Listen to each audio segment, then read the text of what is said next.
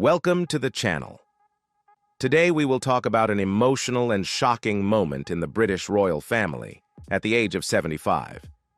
King Charles could not hold back his tears when facing terrible pressure from Queen Camilla, who was said to be using blackmail to control him.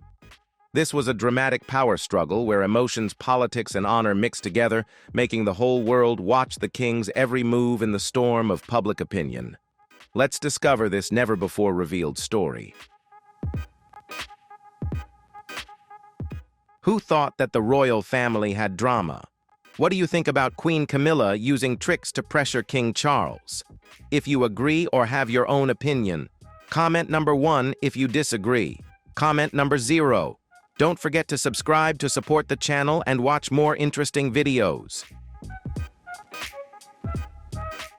Once willing to fight against everything to be together, Charles and Camilla once amazed the world with their controversial fairy tale love story.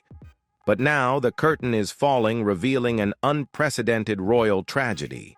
The newly crowned king is said to have cried not in front of the media, but behind closed doors in the palace, when the woman he once loved passionately turned that love into a weapon of cold-blooded blackmail. Those tears were not shed to win sympathy from the public. They were shed in a room filled with the creepy whispers of secrets that could destroy the Windsor dynasty overnight.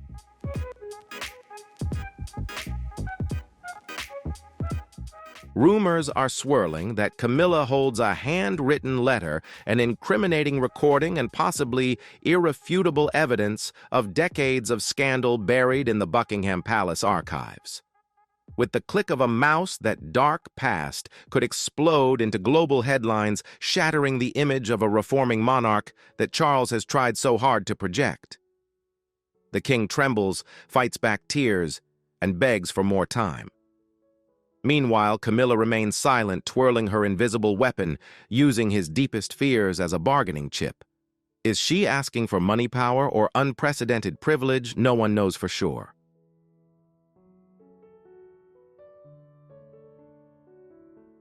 The only thing that is certain is that in that moment the throne shook violently, and all of England held its breath, wondering whether the truth would burst forth or remain locked forever behind the cold, gilded walls of the palace.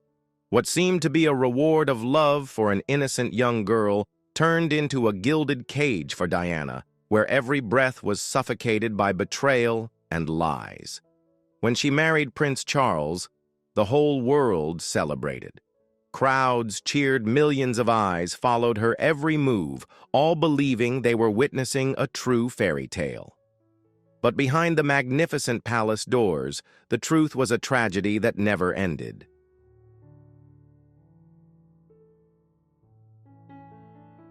From the very beginning of her royal life, Diana felt lonely. She was not welcomed by her husband, but was only a strategic pawn to please the public and fulfill her duty to bear children.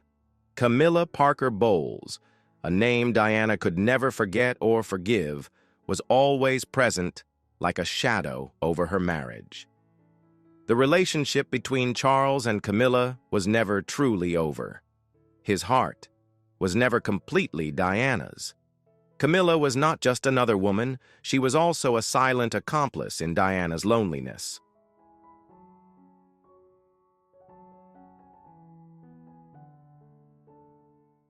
While Diana performed her duties with a smiling face in public, Charles poured out his warmth and care.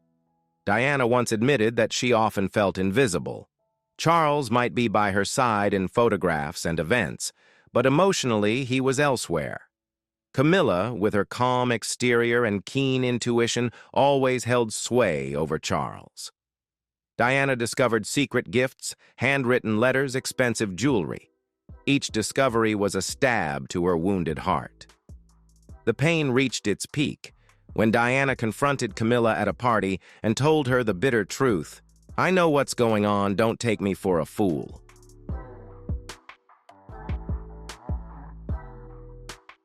Diana's pain came not only from betrayal, but also from the cold silence of those around her. The royal family, instead of standing by her, chose to protect tradition and maintain their image. Diana was isolated, forced to keep quiet for the good of the royal family. No one asked if she was okay. No one really listened. That loneliness pushed her into depression and eating disorder and a complete loss of faith in her marriage. But Diana did not remain silent forever.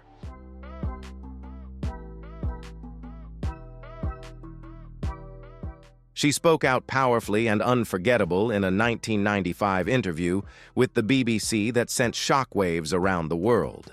Diana candidly revealed her threesome marriage, a story that had never been made public before and completely shattered the veil of illusion that the British royal family had tried to maintain for years. Her words not only caused a public outcry, but also shook the foundations of the monarchy as the public began to realize that the glamorous life outside the palace did not reflect the truth. Diana's voice, full of emotion and sincerity, became a symbol of courage and the right to speak the truth, changing the world's view of the royal family.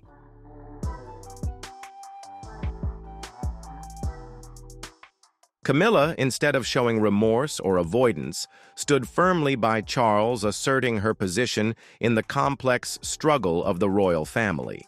This proves that although Diana was deeply loved by the public around the world, she never truly won her husband's heart. Camilla's presence and growing role were not simply a love affair, but also a testament to the hidden power and complexity of royal relationships. This steadfastness made the confrontation between Diana and Camilla a battle not only of love, but also of honor and power.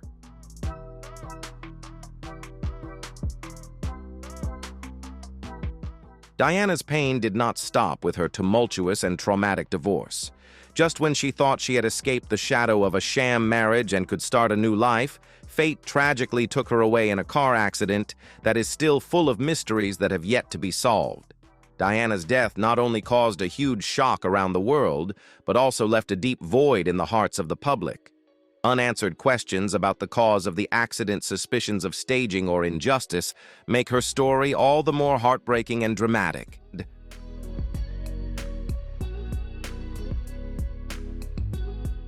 In the final months of her life, there were many rumors that Diana had found a new love, a ray of hope amidst the pain and suffering that had lasted for many years. That love was like a small, bright spot which could bring her peace and new faith. However, was this love enough to heal the deep wounds in her soul, the injuries that had followed her throughout her life?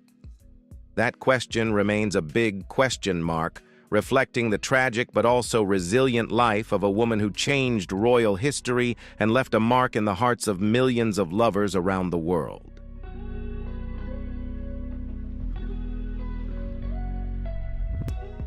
In retrospect, Charles and Camilla contributed to Diana's tragedy in a way, not just through their actions, but through their coldness, indifference, and selfish love.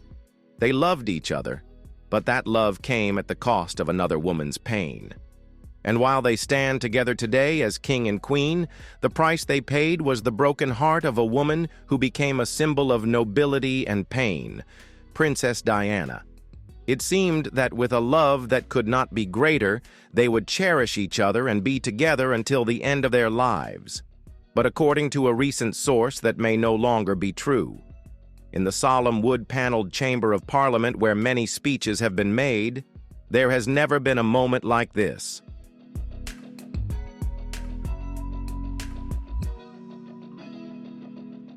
Princess Anne stood calmly before the officials, her face calm, her voice sharp.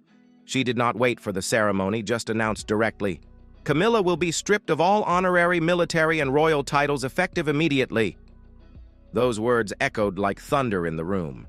Everyone was silent, no one moved. Camilla sat behind the main bench, motionless eyes, wide open hands gripping the edge of the chair. A few MPs on the opposite side exclaimed out loud. This was not a routine, nor was it symbolic. Do you think Charles will choose to stay silent or stand up to Camilla? Comment number 2 if you think he will stay silent. Number 5, if you believe he will strongly resist, click the subscribe button to not miss the latest developments in this royal story.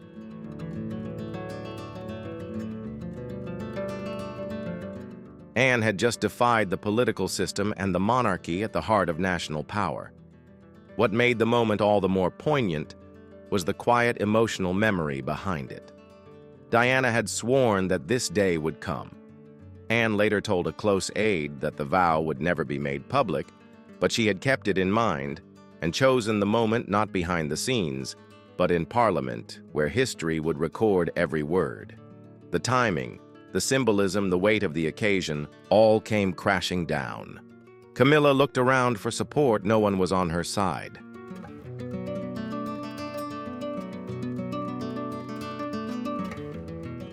Charles was not there, William was not there, and Anne, she had the full attention of the nation. This was no small dispute. This was the opening salvo of a new royal war, and it began with the abolition of the crown. Unfiltered and blunt, the nation held its breath, but the headlines would not stop at shock.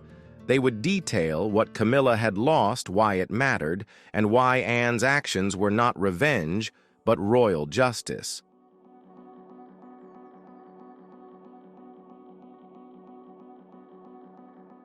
When Anne announced that Camilla had been stripped of her titles, it was no mere show. She named them all honorary colonel of several regiments, patron of the Royal Army Medical Corps, honorary commander of the Naval Reserve, and more. Each title represented decades of royal tradition, military respect, and national image now erased in an instant. Anne said it, and she meant it.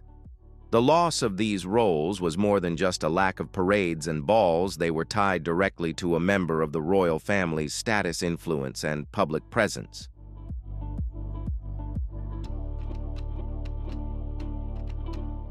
Without them, Camilla lost her place at events, her place in the royal pecking order, even her access to ceremonial decisions. In the royal world, titles are not frivolous, they are power. And that power is gone. In the royal hierarchy, nothing is arbitrary. Who bows to whom, who sits in which carriage, who speaks first, who enters last, all are determined. With her titles stripped, Camilla now stands below Anne both symbolically and formally.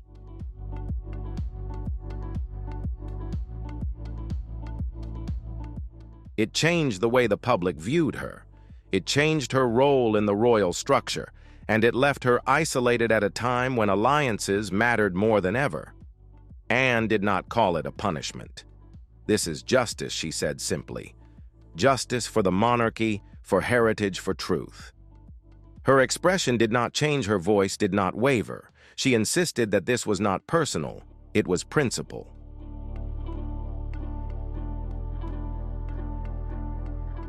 In a monarchy built on image and authority, that principle has redrawn the royal battle lines. Stripping the title is one thing, but doing it so publicly and strategically raises other questions. Why now? Why here? And what exactly is Anne aiming for? The next chapter reveals a deeper plan, and Diana's legacy is woven into every word Anne says.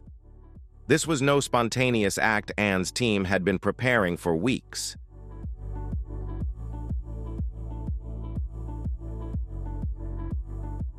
Every word, every clause, every title of Camilla had been carefully crafted to be revoked, creating a plan that was meticulous down to the last detail. But the key was not just the words, but the timing of the action, a very sophisticated strategic move by Anne. When public opinion was still quietly changing, when Camilla's influence seemed to have reached its peak, Anne suddenly took action. This action was carried out when no one expected it, but it had a huge impact and resonance.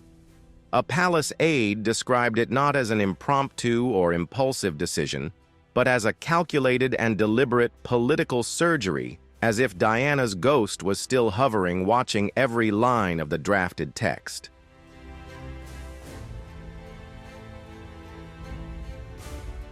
Anne had made Diana a private, emotional, and heartfelt promise to defend the integrity and traditions of the monarchy.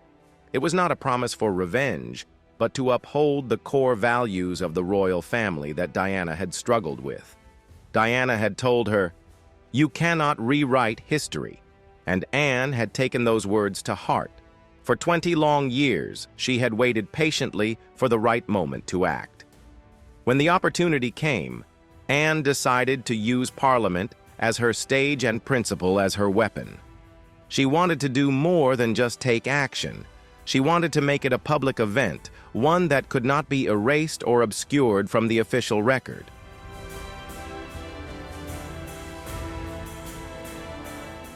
If Anne had chosen to work in silence, the palace and its shadowy forces could have easily twisted the truth to their liking, turning the story into something else. But Anne chose to go public, so public that no one could deny or refute it. This move sent a powerful message to all the courtiers' aides and even the royal strangers who played politics in the harem. Truth came before titles and positions. Anne's goal was not to create chaos or disrupt order, but to correct the distortions that had long existed within the regime.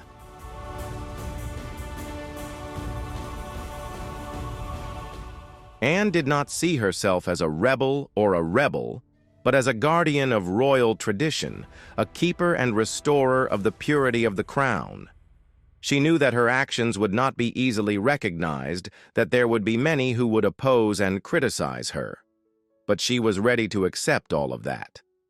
If the crown has lost its clarity, Anne once said in a private conversation, someone must step up to restore it. She did not speak loudly, did not fight with a loud voice, but acted steadily, quietly, and surely. It was these actions that began to shake the monarchy, to shake values that seemed unshakable.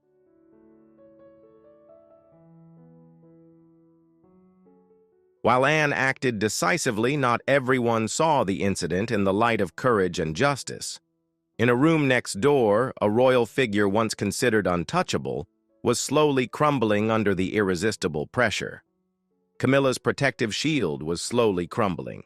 She sat silently stunned as her final title was publicly stripped away. Her eyes were glazed over her mouth agape, as if she could not believe what was happening. Before her eyes no longer a powerful queen, but someone watching her own self-dissolution bit by bit.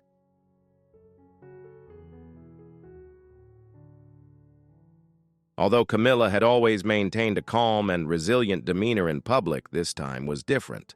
Her silence was no longer a sign of strength, but an expression of shock, disorientation, and profound shock. The story of power, honor, and betrayal in the royal harem was gradually revealed, signaling an unprecedented internal war. In such a context, no one could be sure of their future position, and the fate of the monarchy hung on a fragile thread.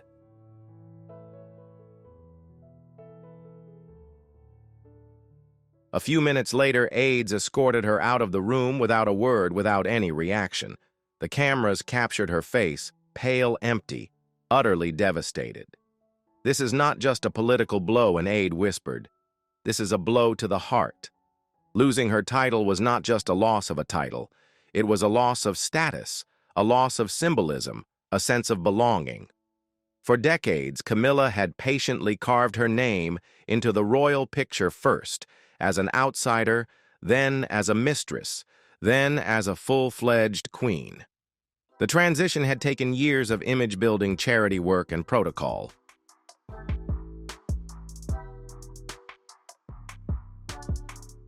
Now stripped of her title by Anne, she was back to square one, but this time the humiliation was televised. She was falling apart, a palace insider confessed. Behind the scenes, Camilla broke down, not in anger, but in disbelief.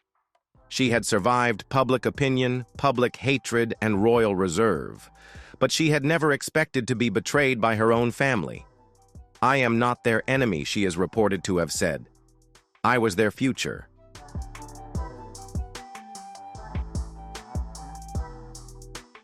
And now she no longer knew who she was or where she belonged.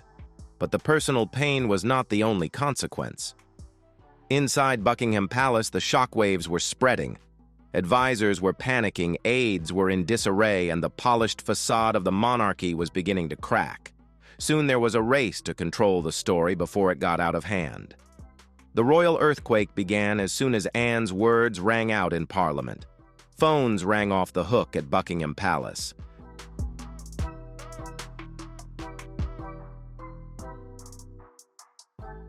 Senior aides rushed into the emergency room, while the communications team scrambled to draft an emergency statement. What just happened? The question echoed through the royal corridors and chambers. This was not simply a family matter, but a major shock to the constitutional structure of the country. A senior royal had publicly stripped another of his title without a statement or approval from the monarch. The chaos was truly beginning to spread. Behind the scenes, King Charles was holding an emergency meeting with his legal team to deal with the situation.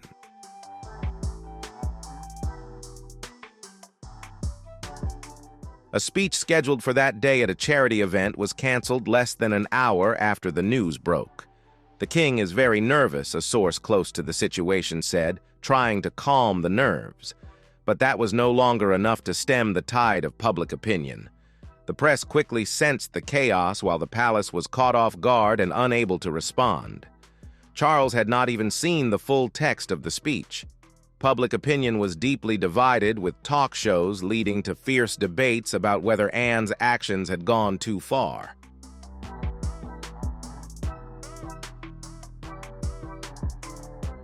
Some say Anne acted decisively to protect royal tradition, while others say it was a family civil war disguised as royal reform. Hashtags quickly trended on social media, drawing the attention of millions. Newspapers everywhere compared Camilla's fall from grace to the historic exile of Wallis Simpson. The incident was no longer a matter of title, but a crisis of confidence in the monarchy.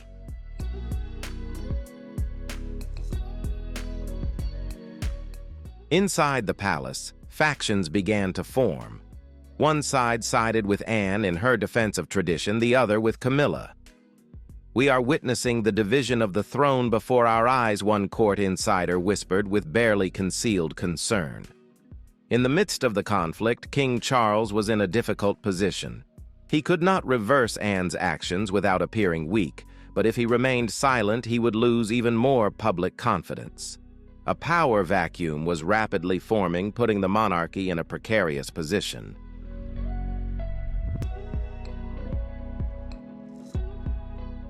While officials and courtiers were confused and bickering, only one person remained absolutely calm: Camilla. Behind the doors of Clarence House, she was quietly preparing her next move in the power struggle. The personal humiliation she had just suffered did not break her, but instead spurred her to a more aggressive strategy. She was calculating how to turn the current shock into a constitutional crisis, creating legal and media leverage to maintain her position.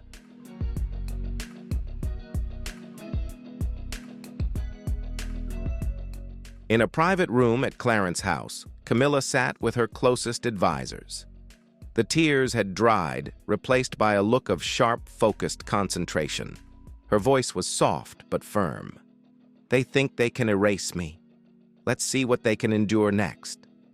The aides looked at each other in surprise, realizing this was not a sign of breakdown, but a stern, determined warning. The real battle was just beginning.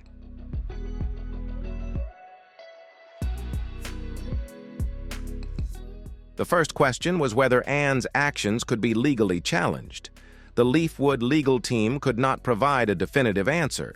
Stripping royal titles is extremely rare, and there was no clear precedent for a royal to do so without the monarch's approval. "She may have overstepped her bounds," one lawyer whispered on the sidelines of the meetings. Camilla's team immediately began reviewing royal protocol, looking up historical precedent, preparing statements, and setting up legal defenses to protect her rights.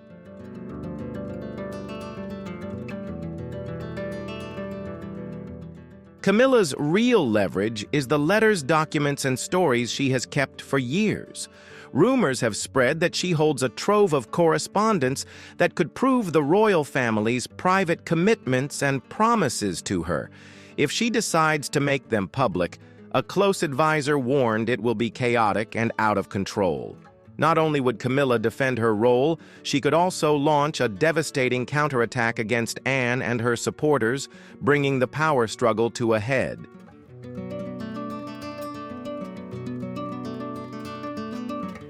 She was not alone. Military veterans, charity leaders, and even some of the less publicized royals were coming to Camilla's side. "She's not the villain she's been made out to be," said a close family friend. A plan began to form. Camilla was not to be seen as a dethroned queen, but as a woman who had been betrayed and wronged. The narrative began to shift. Camilla was no longer seen as a controversial figure, but as someone who had quietly worked hard and overcome challenges. Sympathy began to return, especially when it was remembered that she had once had the confidence and public support of Queen Elizabeth herself.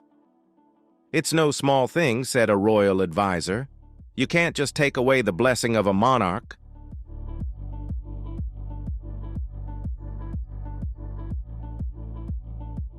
Camilla may not have marched straight into Parliament like Anne, but her supporters are quietly dominating the media and public discourse. As the feuds deepen and royal loyalties are tested, the pressure on King Charles is mounting. He cannot afford to remain silent. Every decision now is a decisive one, either restoring peace or pushing the monarchy to the brink of crisis. And with all eyes on Buckingham Palace, the king is about to enter the eye of the storm. The world is holding its breath. What will he choose?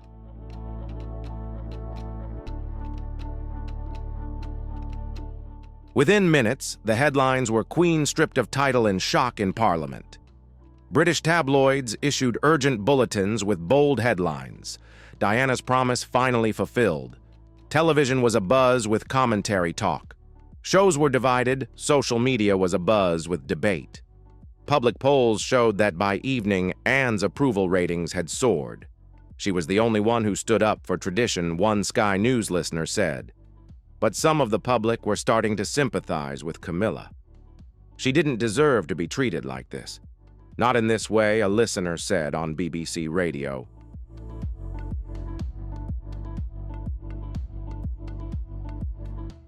The nation was divided not just by title, but by emotion, memory, and morality.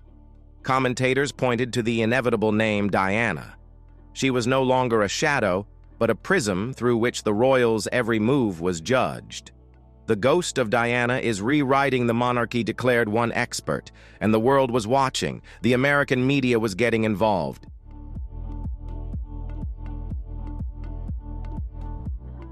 Australian media outlets questioned whether Camilla's stripping of her titles would change relations with the Commonwealth. This was no longer just a scandal. It was a global crisis. Inside the palace, royal advisors tried to control the media frenzy, but it was futile. Every time Charles kept quiet, the speculation grew.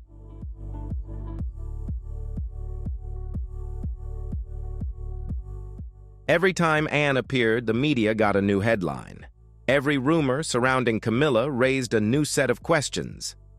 "The royal family is in the news for all the wrong reasons," lamented one communications official. The pressure was no longer private but public, visible, and mounting rapidly. As the cameras flashed and the polls shifted, only one person stood between resolution and collapse: King Charles. But every move he made was a risk, and every delay a threat. Would he restore Camilla, protect Anne, or lose both?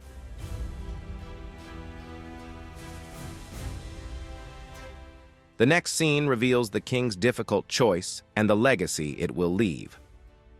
Alone in the map room, King Charles faces the most important decision of his reign. His advisors are divided. "You cannot sit this one out," one warns. But another whispers, "If Anne's decision is reversed, there could be a constitutional challenge. Camilla must be protected. If not now, when?"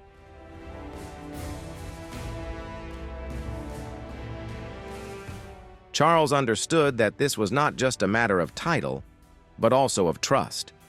He met privately with his lawyers to find out whether Camilla could be reinstated without parliamentary approval. Could he undo Anne's actions without turning the palace into a public battlefield? The answer was unclear. "You are the head. But you cannot ignore public opinion, an advisor reminded him. The truth was stark, one small mistake, and the monarchy could unravel before your eyes.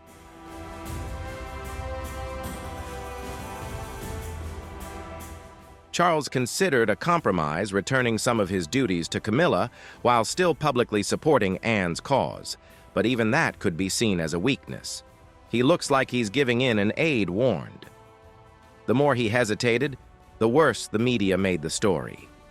News of a silent king filled the television channels, rumors of abdication resurfaced, and even plans for a regency began to be discussed.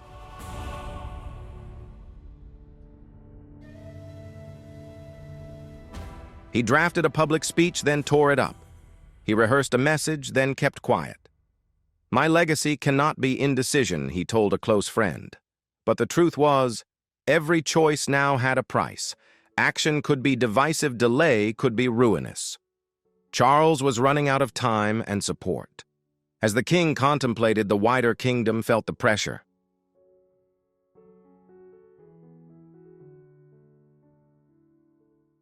International events were also affected, with Commonwealth leaders questioning the image of the royal family. For the first time, even loyal royals began to doubt their future. In the next chapter, the effects spread, reaching William Kate and the heart of the line of succession. The wider dynasty was under threat. The consequences were no longer limited to Windsor.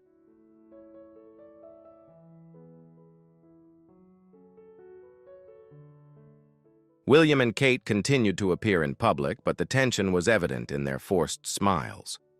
Kate refused to answer questions about Anne.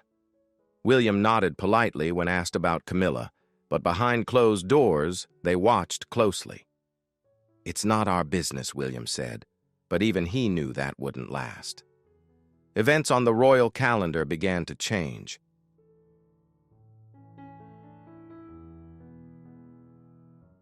Camilla quietly withdrew from 3 ceremonial duties. Anne was asked to attend in her stead.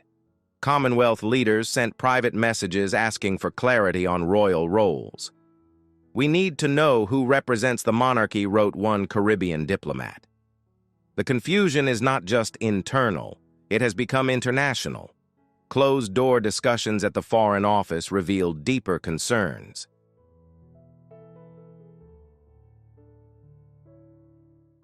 Does Anne's move signal a shift to de facto co-leader of ceremonial duties?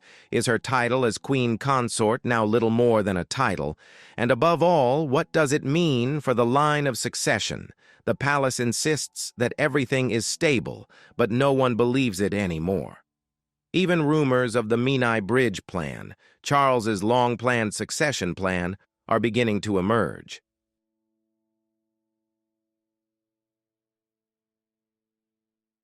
Not because the king is dying, but because the monarchy is faltering. If Charles cannot unite his people, how can he secure the future?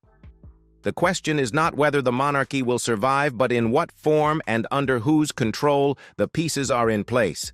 Camilla has her side. Anne controls the narrative. Charles stands confused, and the public is hungry for answers.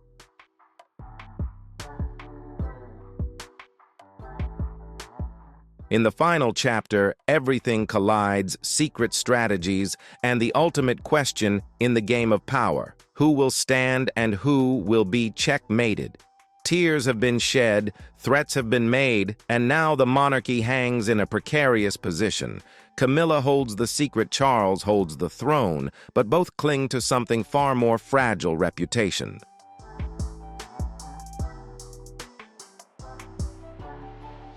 As aides scrambled to act and Anne fought her silent battle, the king had a decision to make.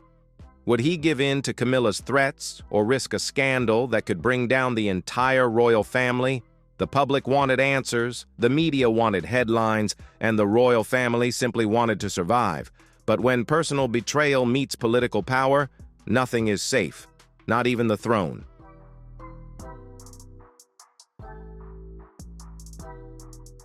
Thank you for watching today's video.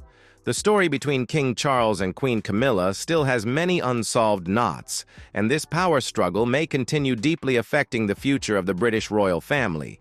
If you find the video interesting, don't forget to like, share, and subscribe so you don't miss other hot stories. See you in the next video.